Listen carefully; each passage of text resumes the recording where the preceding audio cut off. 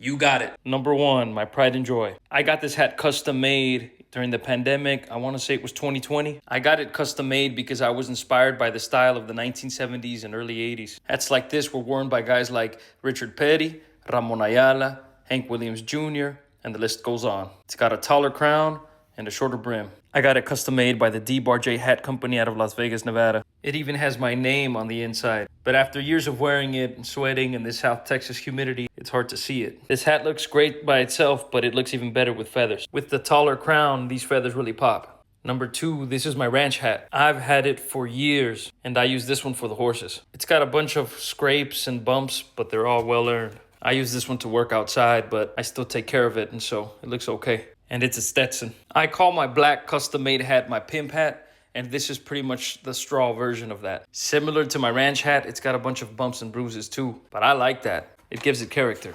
It has a higher crown and a shorter brim. So though I've worn it with the horses and things, the other hat, my ranch hat, has a wider brim. And it lends itself more to that. And so this one and my custom-made hat are for going out. Because it has a higher crown, it also looks great with feathers, specifically feather hat bands. When I bought it, it had no shape, and I got it like that on purpose. I also wanted to get that 70s, early 80s look. The brand of this one is Twister. Last but not least is this one. This is probably my oldest hat. The shape of this hat is also inspired by the style of the 1970s and early 80s. But this one is more reminiscent of the style of hat that Burt Reynolds wore in Smokey and the Bandit. The brand of this hat is Cerretelli. It's true what they say, every hat has a story.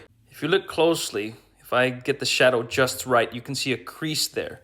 Right around there. And that has a funny story. That crease got there because a friend of mine at the time got drunk and sat on my hat. We were performing at a ranch, and some folks at the party were practicing piales. So there were horses, and it was a big party. But out of nowhere, it started raining a lot. And so we started rushing to get the speakers and the console and all of the equipment that had electricity running through it inside of the horse trailer. A little rain never hurt anybody, but the equipment we had was expensive and we didn't have a cover. As we're rushing, my hat kept getting in the way. Between bending down and picking up equipment and passing it off and all of the movement, I ended up taking it off for a few minutes. I put it in the compartment in the horse trailer where the saddles go, and it was a big horse trailer, so it was like a small room. I put it there, we hurried up, put all the equipment away, and I went back to get my hat. In there were a couple of friends and they were drinking. And one of them, who shall remain nameless, was sitting in the spot where my hat was. So I asked them, "Where's my hat?" He said, "What hat?" Then I told him to get up, and my hat was sitting right there with the crown caved in. So I popped it out.